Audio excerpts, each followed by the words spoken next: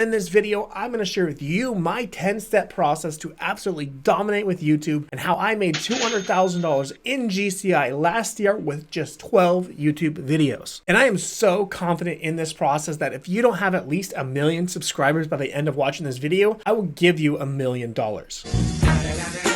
I'm just kidding. I'm not actually going to give you $1 million. That's insane. First thing you need to do when it comes to dominating with YouTube as a realtor is take everything you know about SEO and forget about it. SEO is the most irrelevant thing when it comes to video on YouTube. In fact, it's dead. It's super dead. And if anyone's trying to sell you a course on, here's my 10 tricks for SEO and YouTube, and ignore them. They know literally nothing about how YouTube works. Think about it. When was the last time you searched for something on YouTube? Most videos are just suggested to you. YouTube is incredibly smart and it knows what you want to watch next, and it will feed you those videos. In fact, most video views that you're going to get are going to come from recommended and suggested videos as opposed to YouTube search, which I'm going to break down for you in this 10-step process. But first, before you do anything, we got to move on to our step 2, which is going to be picking a niche. And the reason you want to pick a niche is super important. You need to be able to know who your audience is so you can create content for them. For example, someone who's interested in video game content on YouTube is probably not interested in makeup tutorials. The same thing is true for real estate channels. Someone who's interested in moving to your city, aka a relocation channel like mine, is generally probably not interested in first-time home buyer content. So because of this, it's really important to pick a niche or your ideal audience or your ideal client that you want to work with. Now you're probably wondering, how many niches could there actually be in real estate? Like, it's just buying and selling houses, right? It's buyer niches and seller niches. No, that's not the case. There's actually a ton of different niches that you could choose from in the real estate space. First up is you have your relocation channels like mine, which is where I primarily make content selling my city to people looking to move here. You have home tour channels, which basically are listing agents making home tour videos showing off their homes that they're listing. Their audience are usually other home sellers, not home buyers looking to buy their homes, but other home sellers looking to sell their home. You then have investor channels, which is pretty self-explanatory. People who are looking to buy and invest in real estate. Then of course you have market update channels where people are releasing daily or weekly market updates on the housing market. Then you have channels like Christina Smallhorn, who has a tiny home channel, which usually makes tiny homes, small homes, 3D printed home channels, and reaches out to people on a more national scale as opposed to a local scale, like a home tour channel or a relocation channel. And then of course you have home buyer educational channels. Javier has a really great channel on this type of content. And if you're going to build a successful YouTube channel, I highly recommend that you pick one of these niches. Trying to do two or trying to do multiple probably isn't going to work out in your favor, as the type of people that are consuming the type of content you're going to be creating are going to be different for each niche. All right, once you pick your niche, it's time to move on to step 3, which is recon and research. Recon and research is probably one of the most important things you should do as a content creator before you start making content. The reason being is you should not be trying to reinvent the wheel. You should be going out and looking and seeing what other people are having success with. So what I would do is I would go out and look for 10 YouTube channels that are similar to the type of content that you want to make. So let's just say we want to make a relocation channel like mine. What I'm going to do is I'm going to get an Excel file and make a list of 10 channels. And the way I'm going to research that is I'm just going to start Googling, and I'm just going to start looking for channels that are similar to the type of content I want to make.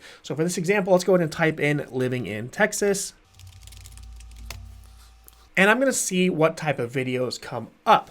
Now, right off the gate, we got some good channels here, got some good videos. We're going to go through, take a look and see if any stick out.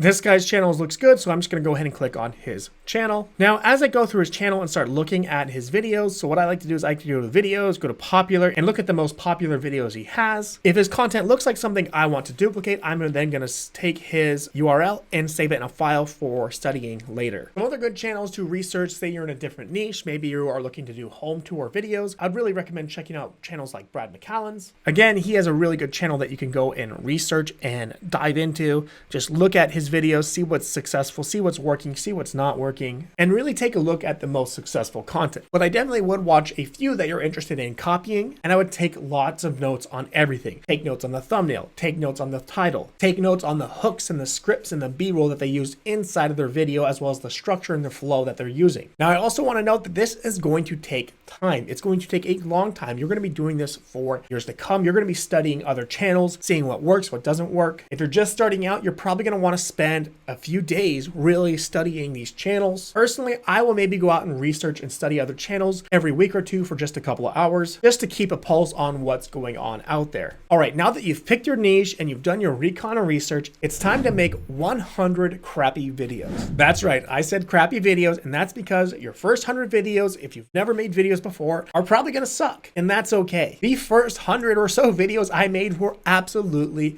god awful. But every time I made one, I tried to make it just 1% better, and eventually I got a lot better. Now my videos are still garbage, don't get me wrong. I have multiple channels. This is one of many YouTube channels that I have. I've also hidden and deleted a bunch of videos from like 5 years ago that are just really embarrassing. Again, these are on old dead channels that you'll probably never find. But if I were you, I would take the time and practice and start making videos with the goal of just making them 1% better every time you do. So after you make your first few videos, I would then say, hey, you know what, this time let's work on making a better thumbnail, or this time let's work on a better hook, or focusing more time on our titles or our edits or our tonality on how we're saying and speaking and moving our body and projecting and things like that. Now don't try and do all these tips and tricks at once, because if you do, you're gonna fail. It's a lot easier to focus on one thing than 10 things at once. And I really believe that through the high volume of content you're gonna make in the beginning, you're gonna build and refine a lot of skills. So in a year or so from now, you're gonna be able to make really good content every single time. Now, as we move on to step 5, let's talk about creating clickable thumbnails. Before I make any YouTube video ever, I will make a high quality clickable thumbnail first. The reason being is nothing is more important than getting the click. It does not matter how good your YouTube video is. If people don't click on it, they're not going to watch it. So with that logic, it only makes sense that you make a really good, high quality clickable thumbnail that people are going to want to click on. And then from there, you then make a really good video that people can watch. So before I make any videos, I will make 5 unique thumbnails, and I will pick my favorite one out of the 5.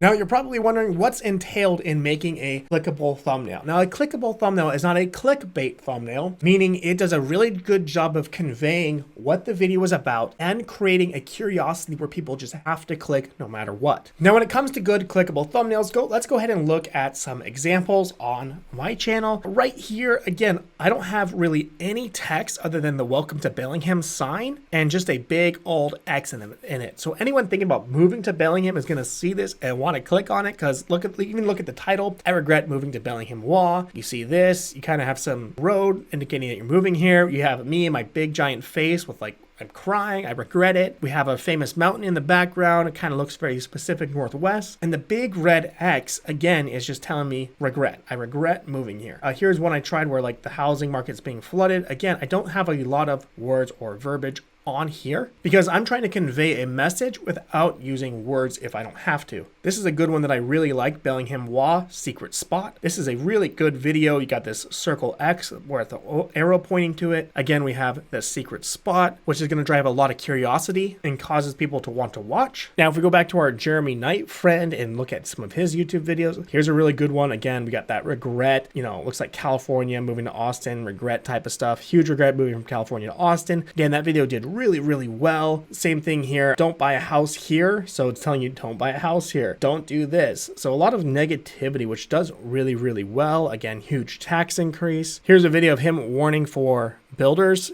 giving a 1 star, clearly a new build, keep out, dangerous. And as you can see, without using a lot of words, people are able to convey messages across with a thumbnail to convey interest, cause you to want to click. Now, here's some quick tips when making titles. I like faces with emotion like sad, dread, shock, surprise. Do really well, especially when they're really big and take up most of the thumbnail. I also recommend using a lot of saturation in your thumbnails. So add a lot of color, add a little pop. You really want to make sure your thumbnail sticks out. Sometimes what I'll do is I'll even Photoshop my thumbnail in next to a list of thumbnails to compare and objectively ask myself, am I more likely to click on my thumbnail or their thumbnail? And if the answer is their thumbnail, then I clearly need to remake my thumbnail. And just full disclosure, creating really good high quality thumbnails takes time. I'm still learning a ton about it. I'm not even that good at it, but I do know when I do a really good job at making a good thumbnail, my views skyrocket. Also, a pro tip, if you need a good thumbnail editing software, I really recommend PicMonkey. It's absolutely the best. It's way better than Canva. versa. Step 6 is creating clickable titles. Now, very similar to creating clickable thumbnails, we have to make really enticing titles that people want to click on. Again, take everything you know about SEO and just throw it out the window, like moving to Bellingham, Washington, step-by-step guide, blah, blah, blah, like SEO type stuff. Like, that does not work. Think of it as a newspaper headline that just drives curiosity where people have to click no matter what. Now, when you're using clickable titles, I really recommend you use like round numbers. So if it's something's like $1,000 or $10,000 or $8,000, I would recommend using like 1,000, 10,000, 100,000. It's a lot better than like 7,332. And again, if you're making a listicle video, I'd really recommend you use numbers like 5 and 10. Those numbers just seem to do a lot better than 7 or 12. So this video is obviously about 10 ways to dominate YouTube. So for example, this video is obviously titled 10 ways to dominate YouTube as a realtor. The number 10 is just going to perform better and be a lot more clickable than say 11 or 12. I also like emphasizing certain words like hacked or worse or secret. These words generally do a good job at driving clicks. Step number 7 is going to be scripting out your video. Now, there are a lot of different scripting models that you can follow. I personally like a really simple scripting model called hook, setup, climax. It's really easy to remember as there's only 3 parts. The first thing you got to do is you got to hook people in. So a really good hook for a relocation video might be, today we're checking out 123 Main Street. This house is absolutely amazing, located right here in the heart of Bellingham, and you are definitely not going to want to miss this one, especially the backyard, which absolutely blew my mind when I saw it. So in a hook, you should be telling people what they should expect, as well as something to hook them in to make sure they stick around and keep watching. Next up, we have our setup, which is going to be setting up the viewer for our payoff or the climax. So if this is a listing to our home, you would tour them through the home before you show them that really cool backyard, which is the payoff or the climax. If it's a listicle video, aka 10 steps, 10 things, 5 things, 10 reasons why, the first few need to be kind of your setup or you telling the story. The first few need to be really interesting and engaging, but the last one, which is going to be your climax, is going to be your payoff, your big one, your big, like, this is what the hook brought me here for. Basically, the setup is just you telling a story before you hit the punchline of a joke, and it's really going to be your main meat and potatoes of the video. That's going to set you up for success with your climax. Now, the climax is what brought people in from the hook, and they're going to experience as their payoff at the end. So again, if it's a listing tour video, it's going to be that incredible backyard that they have to see. If it's a listicle video, it's going to be, here are my top 10 reasons why you should move to Bellingham, and the last one's going to absolutely blow your mind. That last one needs to be your big grand finale. The climax has to be punchline, the payoff, the thing that drawed people in. It's going to be what satisfies your viewer and help them to want to watch more of your videos. Now, some quick bonus things I want to talk about when it comes to writing a script for your videos regarding outros, pattern interrupters, and calls to actions. So for example, for outros, I like to do a call to action to watch another video. So instead of doing like, subscribe, all that junk that doesn't really mean anything to YouTube, I'll tell people like, if you like watching this pros and cons video, make sure you check out this video right here on the worst reasons to move to Bellingham. And the reason we do that is we want people to keep watching videos. The more videos they watch, the more YouTube's going to like it and reward us, and will recommend our content later down the road with other viewers. For calls to actions, again, of course, I said I avoid like, subscribe, things like that. Those things don't really matter. I would maybe do share this video. I really like to focus on, again, watching another video. However, if you're going to do another call to action, I will usually throw in a call to action halfway through a video, letting people know, hey, I'm a realtor, so if you need help buying or selling a house, click the link below and schedule time to chat with me. And that's it. It's quick, short, simple, to the point, and then we move on. Now, for pattern interrupters, I like to throw these in a couple of spots. One, right after the hook and right before the setup. Two, the second one I like to throw in right before the climax. So between the setup and the climax, I'll throw in another pattern interrupter. Again, that pattern interrupter can be a lot of things. It could be your call to action. It could just be a joke. It could just be something that breaks up the flow of the video to re-engage the viewer and kind of do something that's kind of unpredictable to throw them off. It creates this excitement and entertainment to want to keep watching because they don't know what's going to happen next. Now, my last bonus for you when it comes to scripting is I used to script out every single word. I definitely recommend people starting out script out every single word. Now I just do bullet points, but I do script out my hook and I do script out my intro. And then for everything else, I'm going to do a bullet point. So for example, here is my script. You see, I scripted out my hook, and then I kind of just made bullet points for all my topics. So if we go down to here for scripting, you see I talked about my hook, my setup, my climax, and I just kind of talk lightly on each point. And then you see right here, show an example of your script. Obviously, again, I'm not writing these out verbatim. It's just kind of a guide for me when I make these videos because I just can't script out every single word. It takes way too long now, especially at the level and volume of content I am trying to produce. But when you're starting out, highly recommend just scripting everything out. It just makes your life a lot easier when you go to record. Number 8 is going to be editing your video. Now, in the beginning, I'm a big fan of editing your own videos as opposed to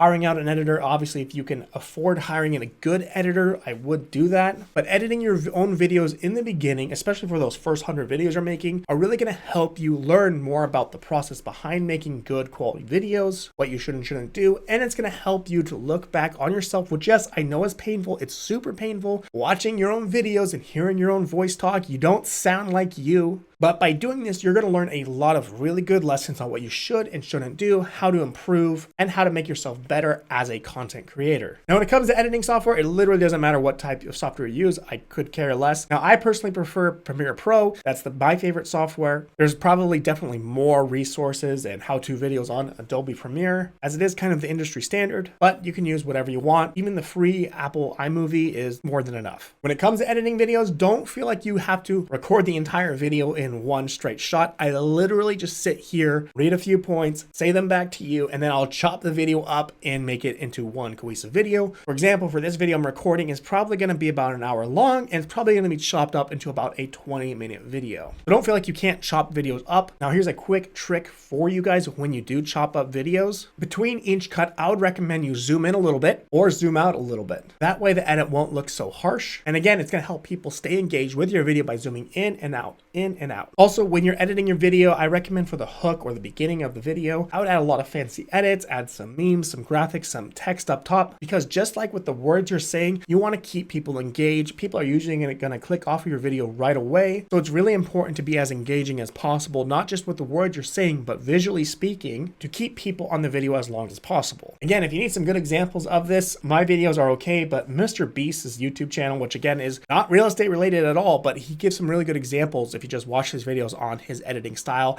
Highly recommend it. You'll definitely learn something, even though it's not the type of content you're going to be creating. Another trick I recommend for you is if you are creating a relocation channel like me, you should spend a week or two and just go out and film a ton of stuff, a ton of footage, a ton of B-roll is what we call it, of your local area. So when you make a video, sit down in your chair, hit record, make a video, you then have all that footage in a bucket, in a bin that you can just grab and choose and pick from when you need it. Step 9 is presentation. Now, you need to be focusing on how you are presenting yourself in your videos. Again, this is another reason why I really recommend you edit your own videos. Even if you don't edit your own videos, at least watch all your own videos and take notes on what you're doing, what you did wrong, what you did right, what you should do better, and things like that. Now, obviously, you don't want to be in the corner, really far away, just kind of quietly talking and being really weird and awkward. Personally, I like to be animated. I like to use my hands and my arms. Now, this is not a natural thing that I do. I had to learn this skill, and you can definitely learn it. The first few videos I made were really awkward. I'm just standing there like this, again, really far away from the camera. And I was kind of talking like this. I never really smiled or anything like that. In fact, even now, it's still hard to smile. Like, I really struggle with smiling with videos, but it's really, really important. And when I go back and edit videos, I'm like, damn, I thought I was smiling this entire time and I wasn't. I'd also spend time focusing on your tonality, especially if you're chopping two scenes together where you read a script, you say something from the script, and then you take a break and then you go to say something else. You really want to make sure your tonality matches up.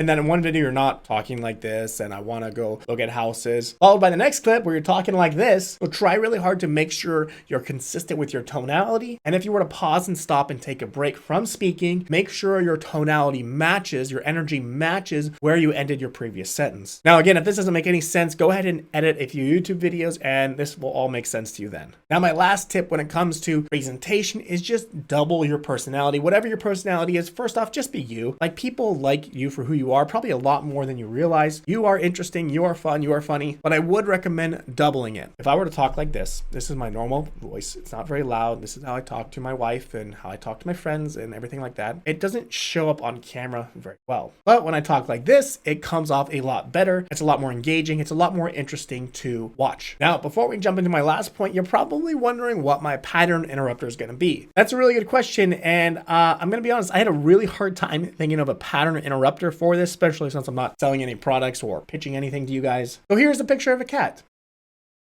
You're welcome. Step 10, and probably our most important step in this entire video. Actually, that's not true. Creating a thumbnail is probably the most important thing you could do when it comes to creating YouTube videos. But this is really important too, and that's gonna be our posting strategy. Now, when you first create a YouTube video, I would definitely not recommend sharing your YouTube video to other social media platforms. Now, I know a lot of YouTube experts say to share your video to other social media platforms. I promise you, if these people are not your audience, your target audience, your niche audience, it's going to confuse your YouTube algorithm. And you really want YouTube to feed your video to people that it thinks will want to watch your video. And if you have all your friends and your mom clicking on your video from your Twitter and your Facebook and your Instagram, coming in and messing up your analytics, it will confuse YouTube, and YouTube will not know who to show it to, and it will hurt your channel. So if you do want to post it to other social medias, I would just post a thumbnail and tell people they can go find it by searching for it. Now, while yes, fewer people are probably going to leave Facebook to go YouTube your video, YouTube's going to see it as, oh, people are searching for Tommy's content. They must really like it. This must be really good. We should push it out to more people that want to see Tommy's content, as opposed to just getting a link from Facebook where they're like, for all we know, someone just paid to boost. Now, when it comes to your description, I like to keep your description to 2, maybe 3 sentences max, just talking about what your video is. And again, I'm going to include 1, maybe 2 calls to action. So if you're a relocation channel, I would probably include your phone number and your email, or use a Calendly link for people to book an appointment to, of course, work with you. And that's it. Don't clutter up your description. Don't put a lot in there. The more you shove in there, if you just shove a ton of links in there to all your social medias, to all your landing pages, 10 websites, I promise you,